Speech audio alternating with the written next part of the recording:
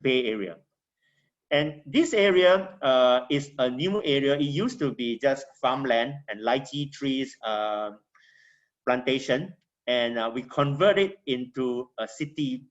Since in Guangzhou, it is quite difficult to find such big piece of land of 178 square kilometer in the center part of Guangzhou. You can't imagine you can do it in Tianhe. This is done in the northern part of Huangpu district in Guangzhou. So to the center of the city, it is about 25 kilometers. So there are roads that are built, and to reach the CBD is something like 30 minutes. So in Singapore sense, it may be something like Woodland or Yishun to the CBD. Okay, so the whole area, it has started the work 10 years ago. Now we have 5 highways and 7 expressway and 8 metro lines that will be passing through them. And two of the metro line has already completed. If you have a chance to travel to Guangzhou, you can actually go through line 14. But line 14 don't go straight to CBD. You will go through other lines to change to line 14. And about the master planning, I hope that the online is okay, and you can see me. And there is somebody who is coming in. Admit. Okay, so the total land area is 178 square kilometer. Can you see how big the area is? It is about maybe 1/4 of Singapore size. Of course, where can we find a new piece of land 1/4 of Singapore size? Unless we go and cooperate with a country as big as China, then we can get this land. Otherwise, if you do landfill, I do not know how long do you need to fill up 178 square kilometer. And of course, in the 178 square kilometers, there are greeneries. On the left, you can see that there are greeneries. So we only developed the center part of 90 square kilometer. We intend to spend 20 years, more than 20 years to develop. And at the end of the whole thing, we will have a population of 670,000, 67万人, and total industry employment of 270,000. So this is our target. And about the land use, you can see that 20% of the land will be used for residential, 35% for industry, and 45% for government amenities, roads, and green land.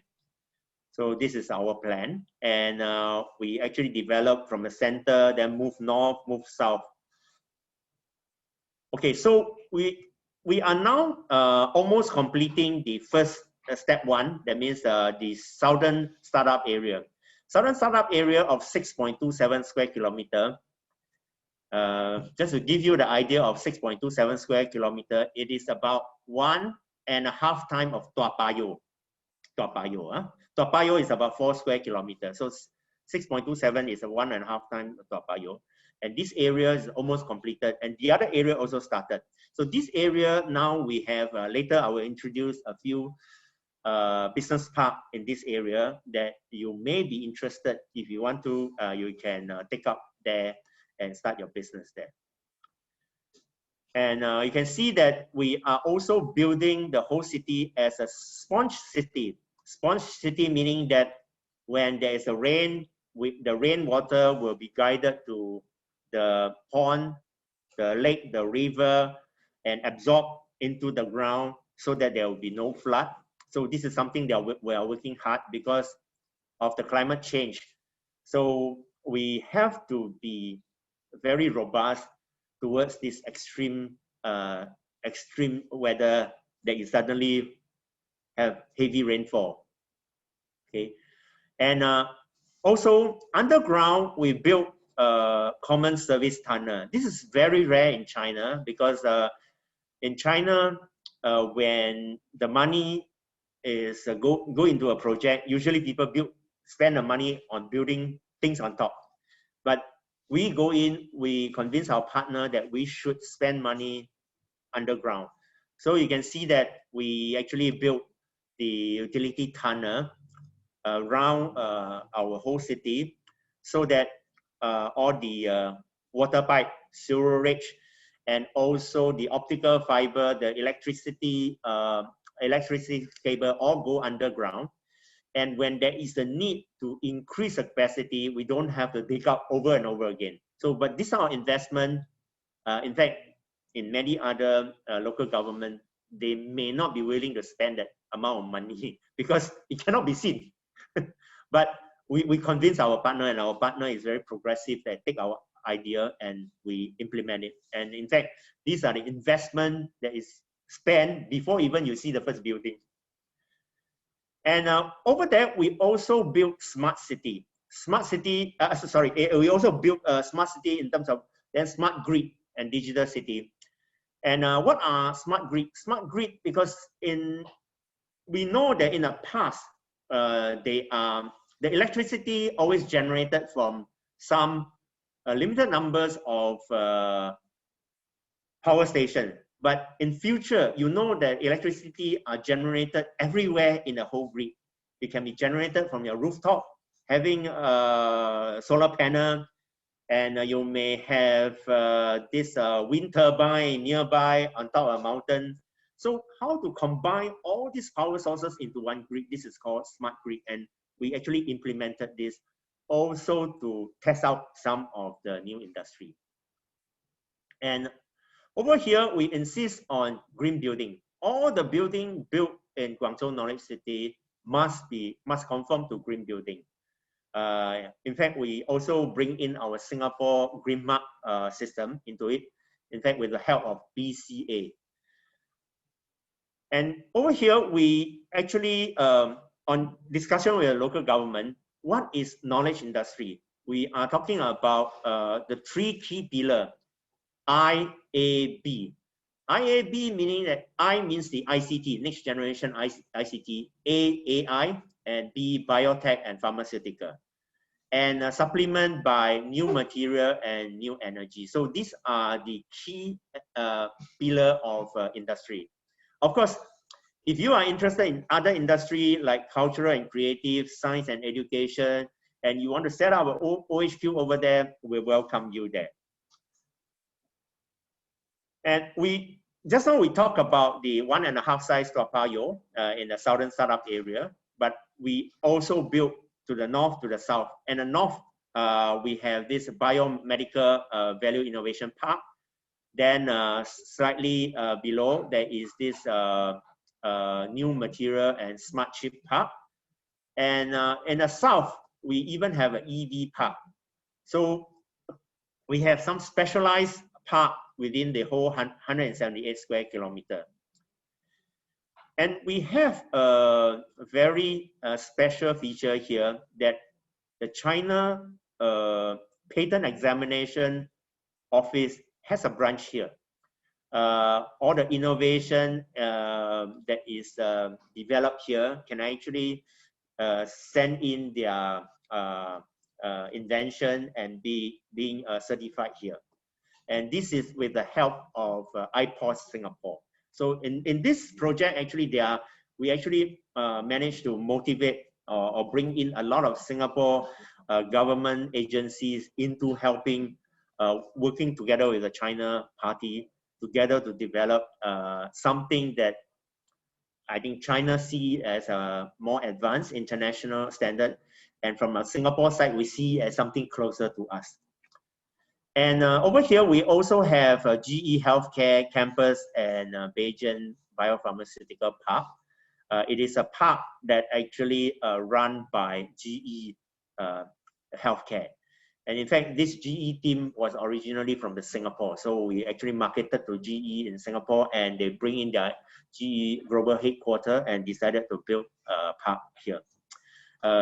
What it does is that GE Healthcare, GE itself does not produce pharmaceutical, but they can actually supply all the equipment and production line. So what they do here is they set up a park. They have a centralized clean water supply, power supply, and any pharmaceutical company who come in, GE can quickly give them a factory within half a year. So that is the value that GE is bringing in. And over here, we also see the first major semiconductor plant in Guangzhou. It's called Cam Semi. They are actually producing chips for the industry. As far as we know, they are not, instead of competing on like 7 nanometer, 5 nanometer, they are actually doing in the range of 30 nanometer for the white goods in the normal, not they are not competing at the handphone area, but in the, for example, washing machine, TV area. And over here we have a very interesting China-Singapore International Joint Research Institute that is jointly run by NTU and Huanan Ligung Daxue, a renowned university in Guangzhou. And these two universities actually come together and join hands to develop a research institute. Currently, they have about 15 labs researching on different areas in the industry. And NTU actually sent in our own researcher from Singapore to there to jointly develop certain industry with them. In Guangzhou Knowledge City, we also have a cluster for cancer treatment. We have 3 hospitals led by Sun Yat-sen University Hospital. And we also have a proton therapy center, which I think Singapore is under construction. This is the most advanced way to cure the cancer. And this is happening in Guangzhou Knowledge City. And we also have this business park that was developed by Ascendus. But Ascendus today is part of Capital Land. If you go to our one-off, you can see that the park is mainly developed by Ascendus. And over in Guangzhou Knowledge City, Ascendus did the similar things and developed a park of 60,000 square meter of park. And now quite a few of the Singapore companies are already inside here. We also have a joint venture with the local Greenland, also one of the Fortune 500 companies, together to develop a project that has a shopping center, residential, as well as their business hub.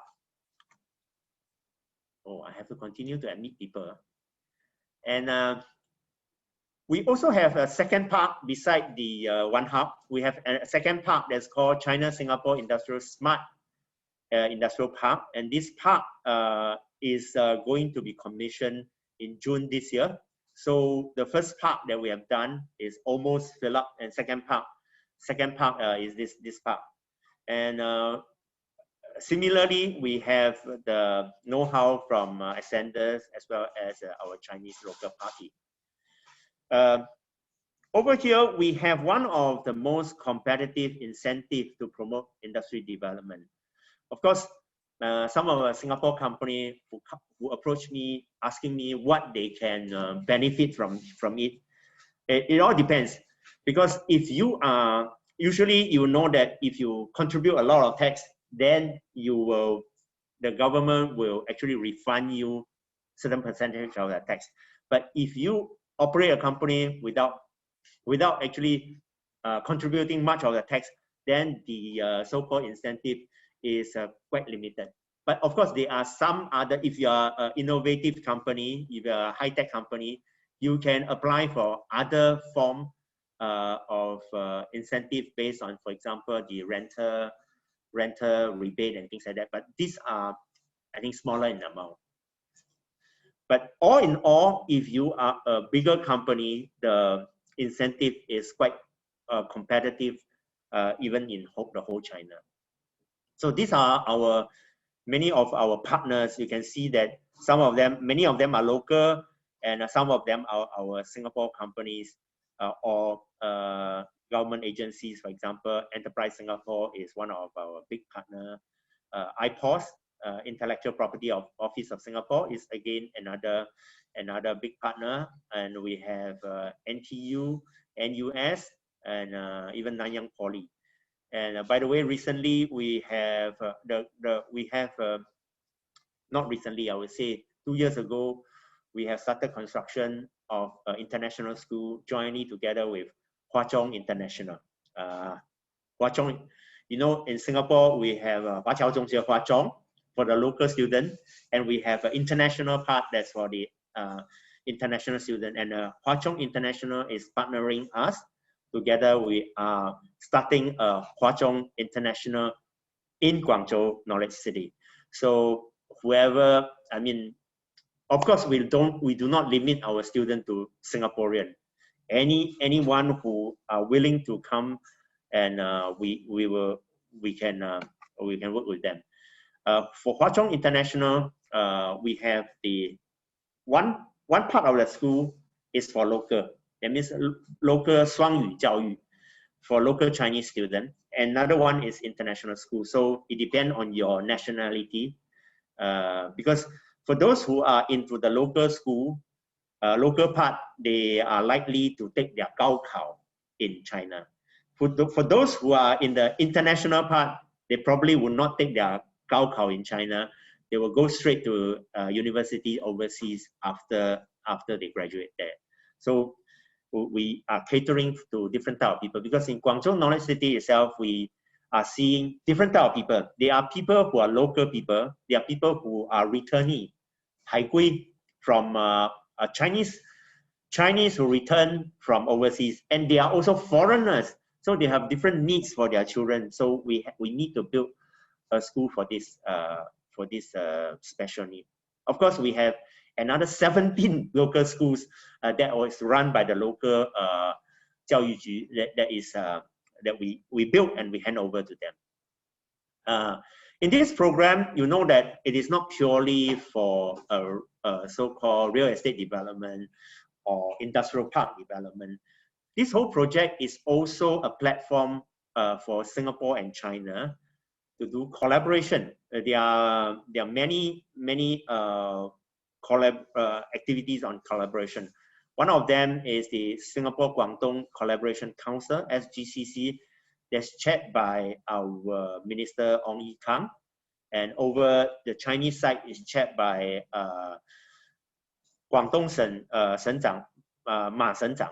So they jointly chair this. Every year, we will review the progress of this major project in Guangzhou Knowledge City and other projects. And you can see that we also attracted a lot of support from our from our Singapore government. For example, PM Lee was there, and also our SM Go was also there, and quite a few of the minister and deputy prime minister was also there.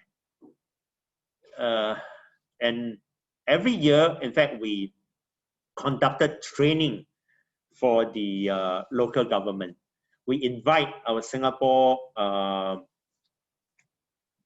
especially a lot of our agencies, they actually go over there to conduct training. For example, our URA is one of a very hot one, because they like the Singapore city planning. So URA or our PWD and Public Utility Board for water, electricity. So we actually send in quite a few people to go there for training.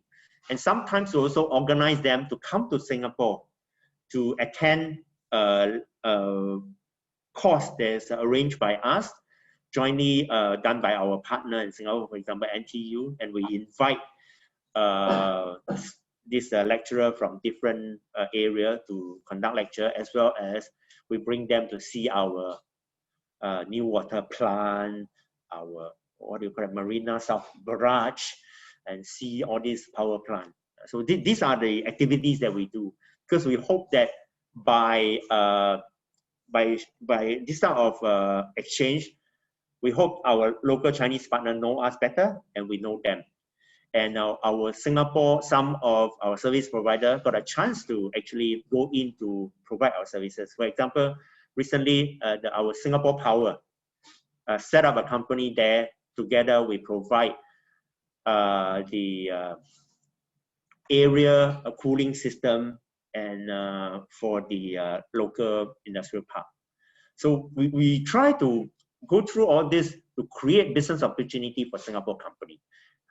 And if you let us know what you can provide, and the next time when we bring them over, we can always create a chance for you to mix with them so that you can discuss if that you can strike something, then there's business. Some noise at the background. Okay. So we can see that these are some, we also have other things like exchanging, youth exchange.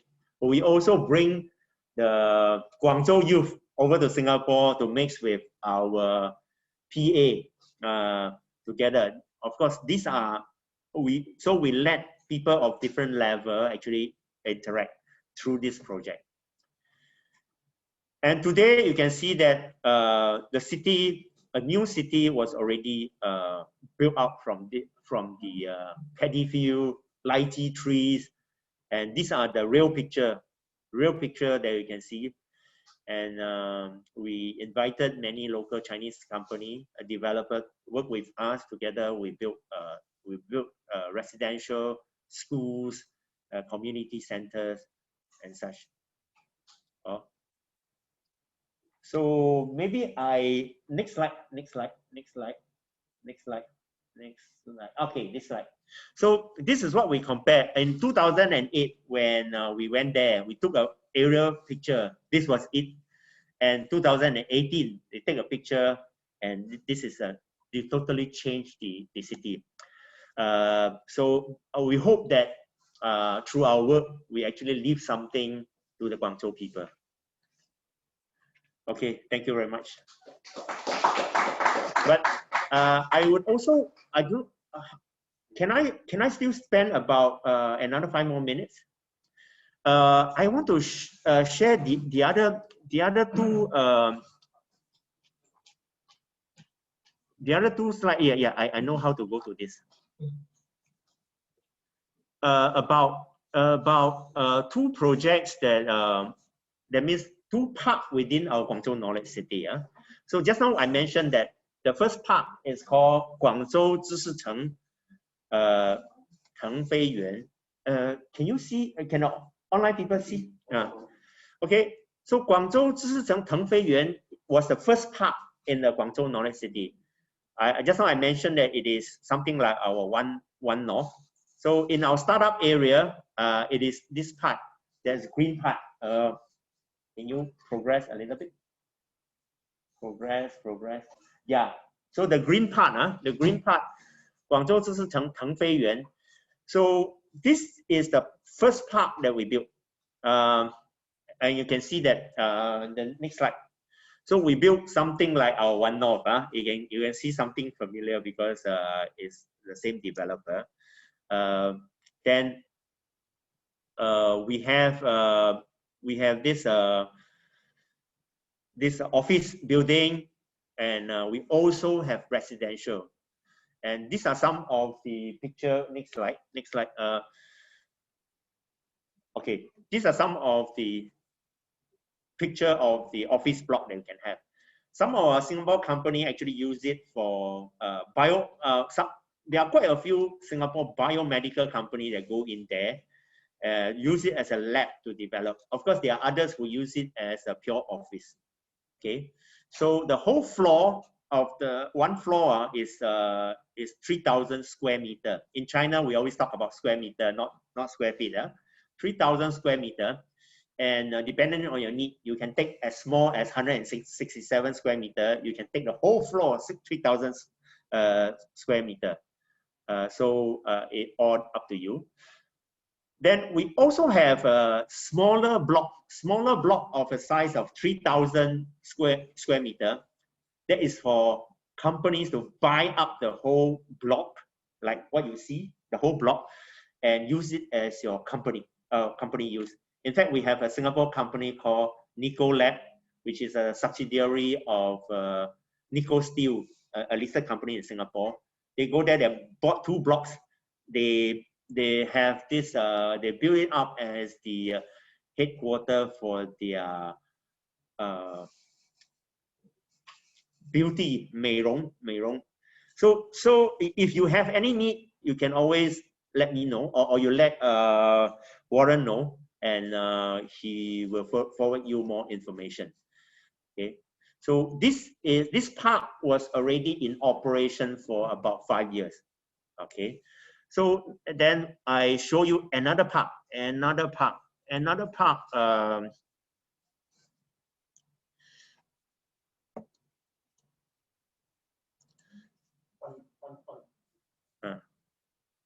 Just now the park that we saw was the first park that was developed directly by Ascentus at that time, before CapitaLand merged. And this is the second park that we developed, because the first park almost fully sold already. Second park, which we call 中心智慧园. Okay, so this picture, okay, this picture is okay. This picture is okay. I'm okay. We stay in this picture. We stay in this picture. It's okay, huh? So this park will be ready in June, July this year, and you can see quite similar design, but of course newer lah. So if you are interested, you can always. We are now doing a lot of promotion for this park. Because it is new, we need to fill it up. And you can see that on this part we have escort. Escort is here. We have a service apartment here, so that for those people who you have expatriate who want to send in, you want to treat him slightly better, you let him stay here lah, rather than you go and stay in a rented apartment nearby. But of course, I think you must compare the cost. So over here we have similarly we have a similar block of offices. This one you can purchase, but this time because of the density, we have one block of building. Left hand side one company, right hand side one company. We have different entrance. One company take 3 floors, one company take 2 floors for one building. So you can also have this type of building, but it appears that the whole building is yours, but actually you are only taking 2 floors and taking 3 floors. So these are a smaller block, and you have a bigger block like what we have in our phase 1, our first part, that you have about this 3,000 square meter in the whole floor. So these are all will be ready in July this year, and for any company who are interested, can always inquire through Warren. Over here, we move to the next page. Oh, cannot move. So you can see that one of our specialty is we always have very good this greenery, 绿化. And more than 30% of the land are used for this landscaping. So it gives you a very good environment for the companies. And over here we have one of the block, we call it a twin crystal. Actually, we are modeling after the crystal building in London that is run by this Siemens. And this is quite a high-tech building, which has it is a green building gold standard, and it has it took 3 standards: Singapore Green Mark, the American LEED, as well as China this green standard. So this is one of the very rare one, and because we want to demonstrate that this is how green building is being built. We use it for conference, for event, and there are small part of office building over there. Okay, so the Singapore-China joint research institute between NTU and Huanan Ligong Daxue.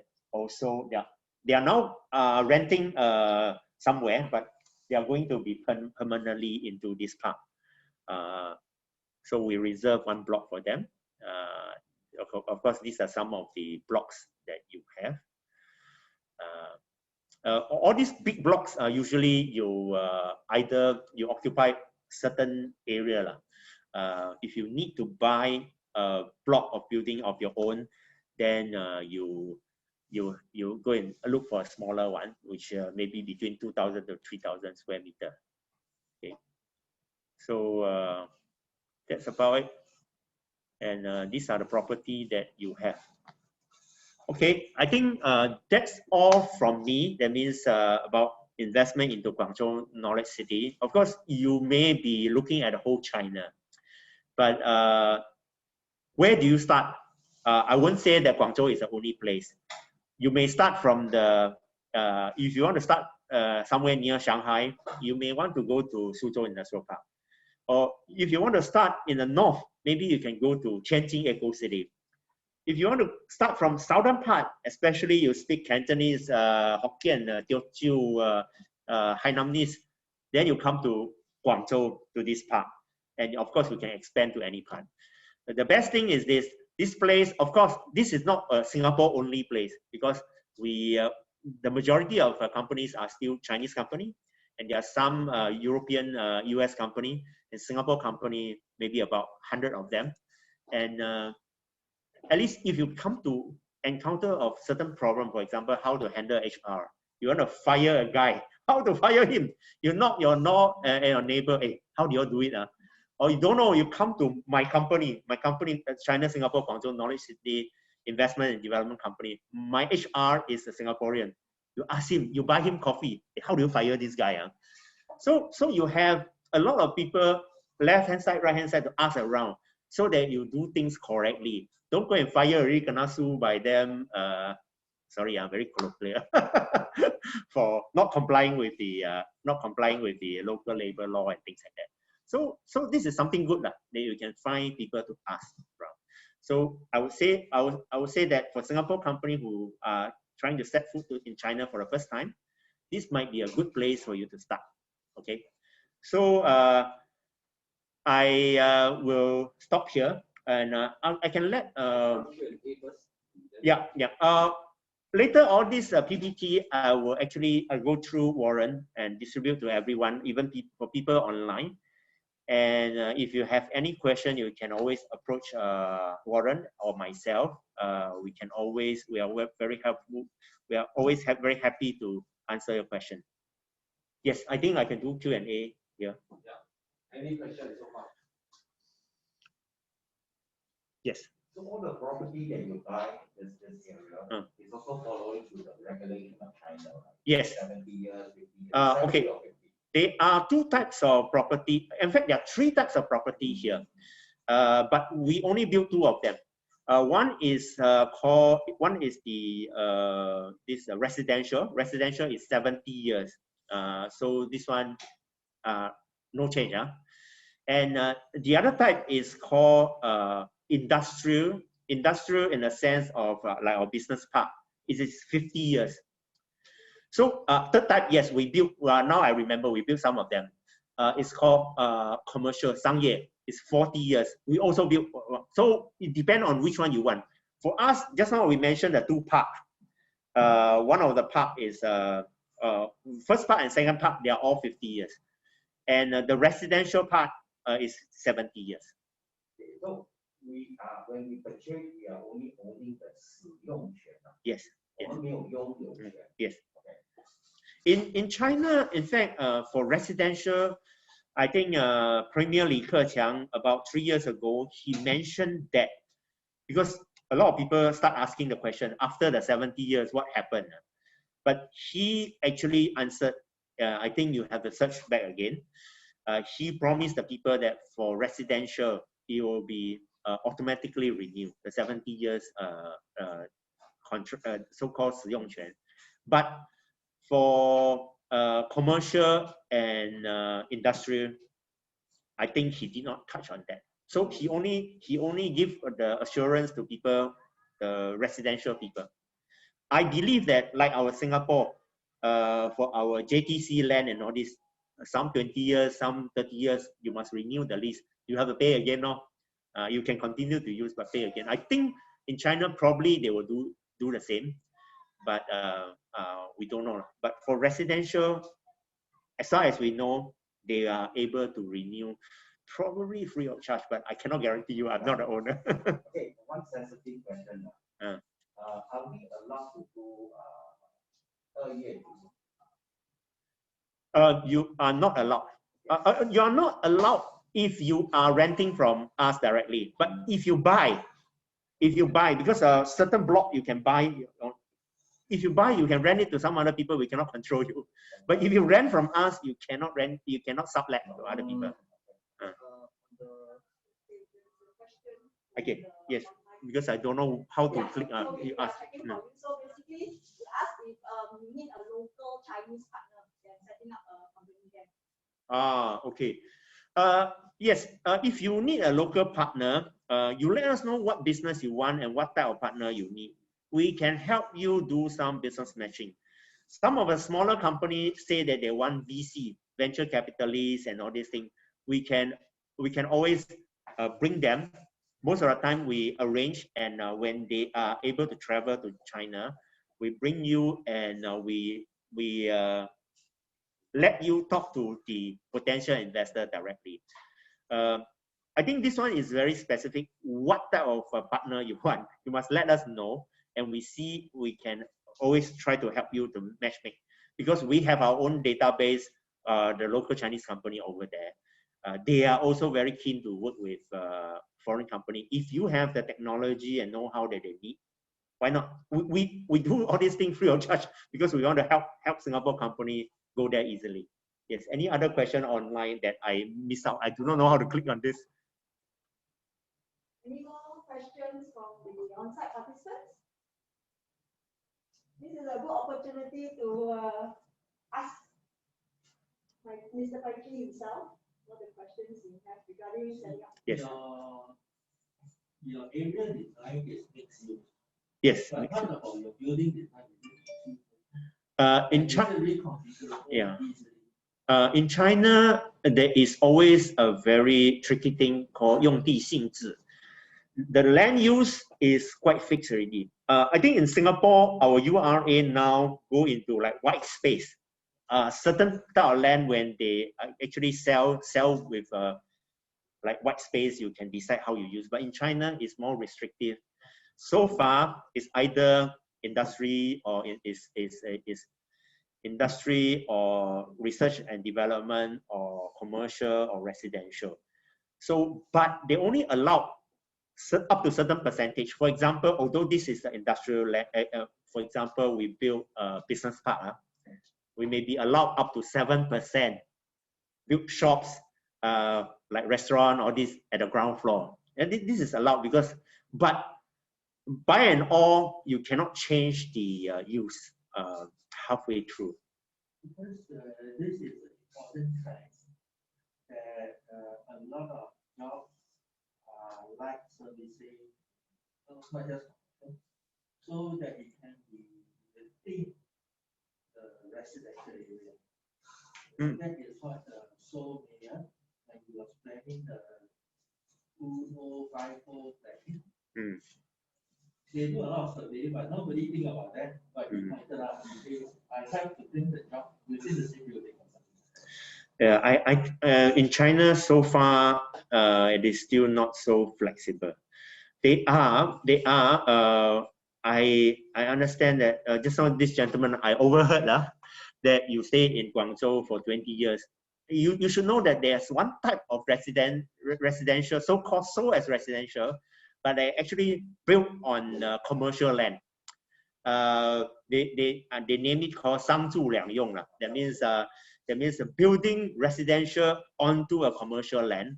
But you know there are differences because you cannot have guests, and you have only 40 years, and your water and utility rate are commercial rate, not the residential rate. So but the government sort of closed one eye to allow people doing this.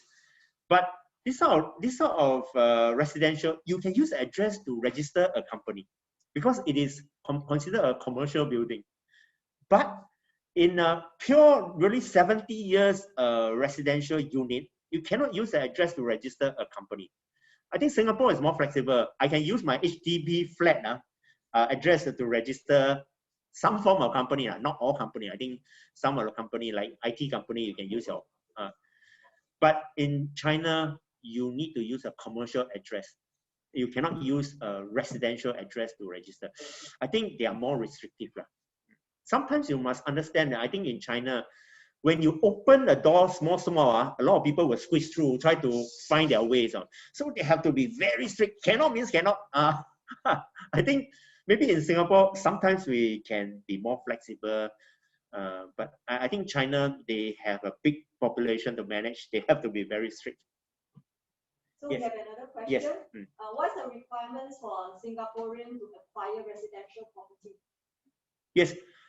In Guangzhou Knowledge City, they open up the door a bit for Singaporean that so far, because it changed quite a few times. When I landed up there, when I was working in Guangzhou Knowledge City until end of 2018. So when I went there, no restriction, everybody can have.